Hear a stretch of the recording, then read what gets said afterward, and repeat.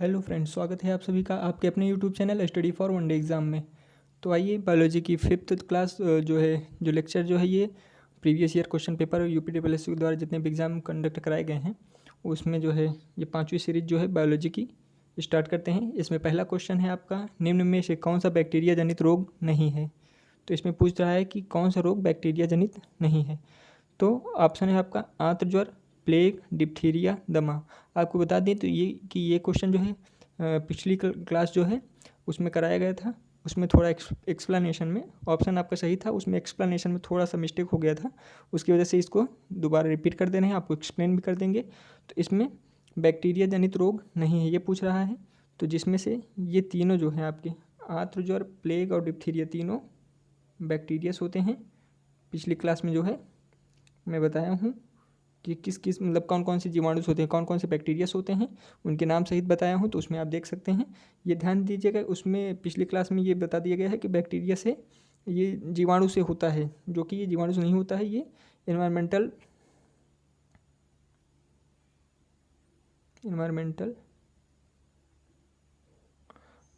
Problem, मतलब कि अगर पर्यावरण प्रदूषण ज़्यादा है, जहाँ इन्वायरमेंटल पॉल्यूशन ज़्यादा जहाँ है वहाँ पर, और मतलब प्रकृति से संबंधित ही होता है। जैसे हमारे वायुमंडल में आसपास के उसमें पॉल्यूशन ज़्यादा है तो, या फिर धूल कण वगैरह बहुत ज़्यादा हैं तो वहाँ पर, या फिर जो है ये आनुवंशिकी जो होता है, जेनेटिक प्रॉब्लम है, ये भी ध्यान दीजिएगा। ये जेनेटिक प्रॉब्लम भी होता है, ये ध्यान दीजिएगा। तो ये बैक्टीरिया से नहीं होता है। नेक्स्ट क्वेश्चन पे चलते हैं। पेनिसिलिन की खोज किसने की। ऑप्शन है आपका Edward Jenner, Alexander Fleming, Louis Pasteur या फिर इयान फ्लेमिंग। तो यहाँ आपका राइट आंसर क्या हो जाएगा, अलेक्जेंडर फ्लेमिंग। तो ये भी सिंपल क्वेश्चन है, कई क्वेश्चन मतलब कई एग्जाम पेपर में आपसे पूछा गया है। तो इसका राइट आंसर हो जाएगा अलेक्जेंडर फ्लेमिंग। अलेक्जेंडर फ्लेमिंग के बारे में कुछ तथ्य आपको बता देते हैं, फैक्चुअल चीज़ें, और इनकी फ़ोटो भी आप देख लीजिएगा। ये है अलेक्जेंडर फ्लेमिंग। इनके बारे में पहली चीज़ ये जान लीजिए, इसकी खोज कब किए था। तो पहले ये चीज़ जान लीजिए कि इनका एक कथन है, ये नीचे दिया गया है जो आपको, ये कथन क्या दिया गया है। मैं जब सोकर उठा तो सोचा नहीं था कि दुनिया का पहला एंटीबायोटिक जो ये पेनिसिलिन था, ये एंटीबायोटिक है। ये जान लीजिए, एंटीबायोटिक या बैक्टीरिया किलर बनाकर मैं दवाओं में क्रांति ला दूंगा। तो जब ये खोज किए थे तो उस समय ये खुद जो है आश्चर्यचकित हुए थे, ये जान लीजिए। और ये खोज कहाँ किए थे, ये खोज उन्होंने लंदन के सेंट मैरी अस्पताल में किए थे। यहाँ आपको ये ध्यान देखने को मिलेगा। और पेनिसिलिन की सदी का सबसे बड़ा खोज करा दिया गया था। इनको जो है नोबेल प्राइज़ भी उस समय मिला था, ये ध्यान दीजिएगा। तो ये कुछ चीज़ें हैं, ये देखिए नोबेल प्राइज़ यहाँ पे आपको दिख रहा होगा कि मेडिसिन का नोबेल पुरस्कार भी दिया गया था 1945 में। तो ये द्वितीय विश्व युद्ध जब हुआ था, फर्स्ट वर्ल्ड वार जब हुआ था, प्रथम विश्व युद्ध जो हुआ था, उसी समय जो है जख्मी जो हुए थे, सैनिक जो हुए थे, उनके जख्म में क्या होता था, वो उसमें जो है सड़ने लग जाता था, तो प्रॉब्लम ज़्यादा हो रही थी। उसी को देख करके ये अपना प्रयास किए थे जिसमें पेनिसिलिन की खोज किए थे, ये ध्यान दीजिएगा। फिर नेक्स्ट क्वेश्चन पे चलते हैं। अधिकांश कीट किस प्रकार श्वास लेते हैं। सांस लेने की प्रक्रिया होती है कीटों में, वो किस प्रकार होती है ये पूछ रहा है, किससे लेते हैं श्वास। तो त्वचा के द्वारा, गलफड़े के द्वारा, फेफड़े के द्वारा या फिर ट्रेकिया प्रक्रिया के द्वारा। तो ध्यान दीजिएगा, जो कीट मकोड़े होते हैं वो ट्रेकिया प्रोसेस द्वारा जो है सांस लेते हैं, ये ध्यान दीजिएगा। ये आंसर आपका जो है ट्रेकिया प्रक्रिया जो है आंसर आपका राइट हो जाएगा। और इसमें जो मतलब जितने भी कीट लगभग होते हैं, कीट मकोड़े जो होते हैं वो ट्रेकिया द्वारा सांस लेते हैं। फिर नेक्स्ट क्वेश्चन पे चलते हैं।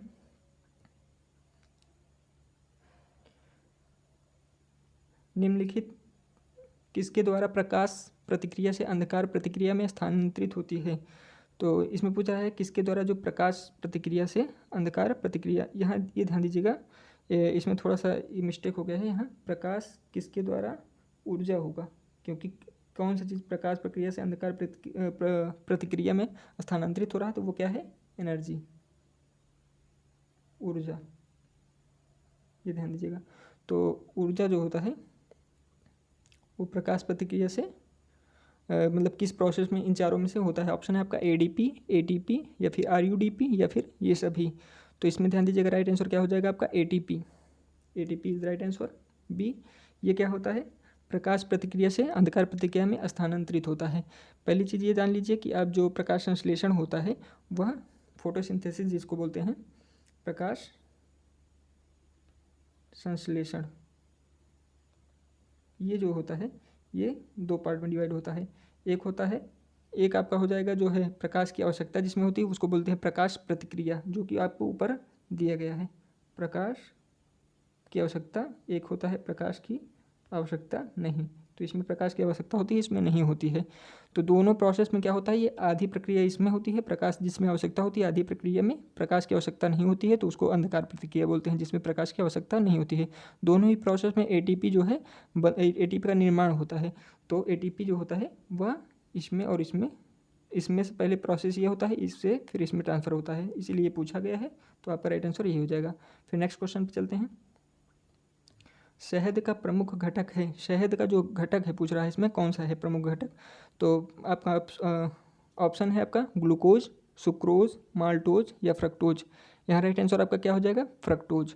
फ्रक्टोज जो होता है वो शहद का प्रमुख घटक, वैसे तो घटक अगर आपको देखा जाए तो इसमें जो है फ्रक्टोज के अलावा माल्टोज और ग्लूकोज भी है। इसके साथ साथ जो है ये ध्यान दीजिएगा, यहाँ पे फ्रक्टोज तो होता ही है, इसके अलावा ग्लूकोज और माल्टोज ये भी दोनों होते हैं, ये ध्यान दीजिएगा। लेकिन प्रमुख पूछ लिया है इसलिए जो है इसकी जो है परसेंटेज के हिसाब से कितनी मात्रा होती है उसके अनुसार ये सबसे ज़्यादा होता है, ये लगभग 38% होता है। इसलिए सबसे ज़्यादा होने के कारण प्रमुख पूछा है, तो जो सबसे ज़्यादा परसेंटेज है उसी को प्रमुखता माना जाएगा। और माल्टोज की प्रतिशत भी लगभग 7% होता है, ये ध्यान दीजिएगा आप। और ग्लूकोज का कितना परसेंट होता है ये भी आप अगर आपको ध्यान रखना है, तो 31% लगभग ग्लूकोज होता है, ये ध्यान दे दीजिएगा। और 17% लगभग इसमें जल की मात्रा होती है, 17% वाटर होता है, ये ध्यान दीजिएगा। तो ऐसे कुछ परसेंटेज हैं, तो सबसे ज़्यादा परसेंट जो है फ्रक्टोज का होता है, इसलिए शहद जो है शहद का प्रमुख घटक फ्रक्टोज हो जाएगा। शहद दिया है। फिर आ जाते हैं, केसर के लिए पौधे का कौन सा भाग उपयोग में लाया जाता है। केसर के लिए पूछ रहा है कि पौधे का कौन सा भाग जो है उपयोग में लाया जाता है, बाह्यदल, वार्तिकाग्र या फिर पत्ती या फिर पंखुड़ी। आपका आंसर राइट आंसर क्या हो जाएगा, वार्तिकाग्र, जिसको स्टिग्मा भी बोलते हैं। क्या बोलते हैं, स्टिग्मा, ये ध्यान दीजिएगा, स्टिग्मा इसे बोलते हैं। तो ये जो पौधा कौन से किस पौधे में ये मतलब कि किस पौधे से केसर बनता है। केसर तो पहली बात एक चीज़ जान लीजिए, ये मसाला है, क्या है, एक प्रकार का मसाला है जो कि किस पौधे से प्राप्त होता है, ये आपको पूछा कई बार पूछ सकता है, पूछा है और आगे पूछ सकता है आपसे क्वेश्चन में, क्वेश्चन बना करके। तो crocus sativus, crocus sativus, crocus sativus, ये ध्यान दीजिएगा। ये इस पौधे से जो है ये मसाला है केसर पाया जाता है, उसका वार्तिकाग्र जो है यूज़ में आया जाता है। फिर नेक्स्ट क्वेश्चन पे चलते हैं। यहाँ आपको दिख रहा होगा केसर का पौधा। मशरूम किसका उदाहरण है। ऑप्शन है आपका वायरस, विषाणु के, लाइकेन, लाइकेन को इंग्लिश में बोलते हैं सैक, सैक के, कि फंजाई, फंजाई को इंग्लिश में कवक, बैक्टीरिया जिसको जीवाणु कहते हैं। तो वायरस का हिंदी है सॉरी है विषाणु, लाइकेन का सैक बोलते हैं, फंजाई को कवक और बैक्टीरिया जीवाणु से। तो आपको बताना है कि मशरूम जो है किसका उदाहरण है। तो मशरूम जो होता है वो कवक का उदाहरण होता है जिसको फंजाई बोलते हैं, ये ध्यान दीजिएगा। ये मशरूम आपको दिख रहा होगा। फिर नेक्स्ट क्वेश्चन पे चलते हैं। औद्योगिक अविशालुत विज्ञान शोध केंद्र स्थित है, ये पूछ रहा है कि इसका हिंदी वर्ड इतना जो है डिफ़िकल्ट बना देते हैं जिससे कई लोग कन्फ्यूज हो जाते हैं, उनको पता रहता है लेकिन वो कन्फ्यूज हो जाते हैं। तो इसका इंग्लिश क्या हो जाएगा, इंडस्ट्रियल टॉक्सिकोलॉजी रिसर्च सेंटर, क्या हो जाएगा,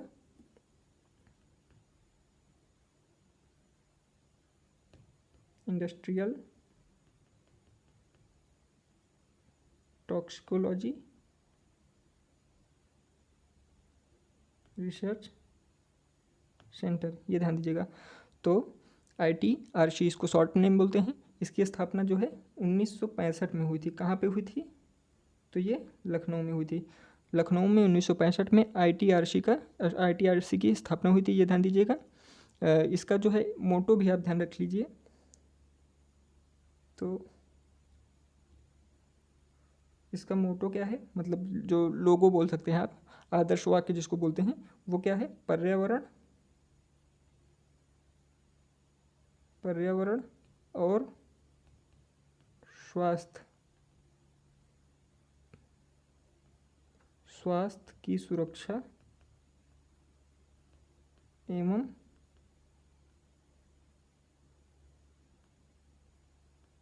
उद्योग के सेवार्थ। तो ये है इसका लोगो, इसको भी ध्यान रखिएगा, पूछ सकता है आपसे क्वेश्चन में। आपको आइए दिखा देते हैं IIT का, ये है लखनऊ में जो कि स्थित है, जो सामने आपको दिख रहा होगा। फिर नेक्स्ट क्वेश्चन पे चलते हैं। निम्नलिखित युग्मों में कौन सही सुमेलित नहीं है। यहाँ ध्यान दीजिएगा, कौन सा सही सुमेलित नहीं है ये पूछ रहा है। ऑप्शन है आपका ऊन एक प्रोटीन, रेयान रूपांतरित स्टार्च, रबड़ एक प्राकृतिक बहुलक, या फिर फुलरीन कार्बन का एक अपरूप। तो यहाँ सभी लगभग सही सुमेलित हैं, सिर्फ बी को छोड़ करके, ये तीनों सही हैं। सी रेयान जो होता है वह जो है रूपांतरित स्टार्च नहीं होता है, ये क्या है, एक सेलुलोज फाइबर होता है। क्या होता है, एक फाइबर होता है, सेलुलोज फाइबर होता है, ध्यान दीजिएगा, ये फाइबर होता है एक, ना कि ये रूपांतरित स्टार्च होता है। ये किससे मतलब पौधों से प्राप्त होता है, ये ध्यान दीजिएगा। रेशम के विकल्प के रूप में जो है इसको लाया गया था। जो रेशम होता है आप जानते होंगे, तो उसी के विकल्प के रूप में रेयान लाया गया था, जिससे कपड़ा निर्मित किया जाता था। तो ये एक चीज़ इसमें मोस्ट इंपॉर्टेंट चीज़ है, वो आपको ध्यान रखना है। रेयान जो है वो मानव निर्मित प्रथम फाइबर है। तो इसको आप यहीं पे मैं लिख देता हूँ, मानव निर्मित प्रथम फाइबर है, ये ध्यान दीजिएगा, प्रथम फाइबर रेयान है। फिर नेक्स्ट क्वेश्चन पे चलते हैं। ऑक्सैनोमीटर का प्रयोग करते हैं, किस में करते हैं ऑक्सैनोमीटर का प्रयोग, ये पूछ रहा है आपसे। ऑप्शन है आपका प्रकाश संश्लेषण की दर मापने में, वृद्धि दर नापने में, रसाकर्षण की दर नापने में, ऊर्जा ह्रास की दर नापने में। तो यहाँ आपका राइट आंसर हो जाएगा वृद्धि दर नापने में। इसका जो है बेसिकली जो है ऑक्सैनोमीटर का जो उपयोग होता है वो पौधों की वृद्धि दर नापने में होता है। तो यहाँ पर पौधा नहीं दिया है, फिर भी चल जाएगा आपका। तो आपको एक फिगर दिखा देते हैं, ये है ऑक्सैनोमीटर, ये ध्यान दीजिएगा, ये ऑक्सैनोमीटर है। और क्लियर करने के लिए मैं आपको जो है एक वीडियो दिखाने की कोशिश करूँगा, जिससे आपका और क्लियर हो जाए। What do you know about the measurement of growth?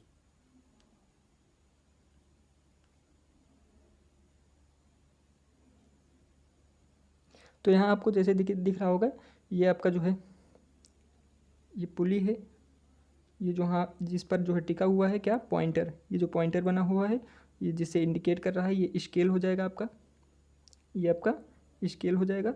इसमें जो है पॉइंटर है, पॉइंटर जो है स्केल पर दिखाएगा कि कितनी लंबाई बढ़ रही है। ये थ्रेड है आपका, जो कि एक तार की तरह बंधा है, एक तरफ वेट लगा है इसके। जब ये धीरे धीरे बढ़ेगा ऊपर, तो ये वेट जो है ये नीचे इसको खींचेगा, जिससे ये इंडिकेट करेगा कि इसकी देखिए स्केल जो है वो ऊपर से नीचे की ओर बना हुआ है, ये ध्यान दीजिएगा। यहाँ 0 है और यहाँ पर 90 है। तो जैसे जैसे ये नीचे आएगा वैसे इसकी लंबाई को इंडिकेट करेगा। ये प्लांट जैसे ऊपर जाएगा तो ये इंडिकेट नीचे करेगा और हाइट दिखाएगा।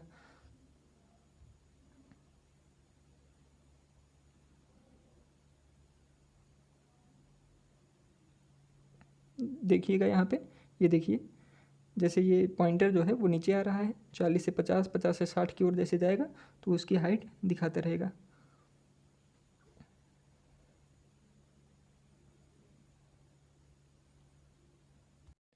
तो जैसा कि आपने वीडियो में देखा, ये स्केल जो है, ये पॉइंटर जो है कैसे जो है नीचे की तरफ जाता है और स्केल में इंडिकेट करता है कि पौधे की वृद्धि कितनी हो रही है। तो मैं अपनी प्रयास पूरा जो है, हमारी टीम जो है पूरा प्रयास ये कर रही है कि आपको अच्छे से अच्छा समझाया जाए, और जितनी भी मेहनत हो सक रही है हम लोग कर रहे हैं। तो आपको सिर्फ इतना ही करना है कि वीडियो अगर आपको पसंद आ रही हो तो आप लाइक सब्सक्राइब तो किए ही होंगे, अगर नहीं किए हैं तो सब्सक्राइब कर लीजिए, और लाइक लगातार करते रहिए। इसको ज़्यादा से ज़्यादा शेयर करने की जो है कोशिश कीजिए, और जहाँ भी कमियाँ आपको लग रही होंगी उसको कमेंट के माध्यम से हमें बताएं, वो कमियाँ जल्द से जल्द दूर की जाएंगी। धन्यवाद।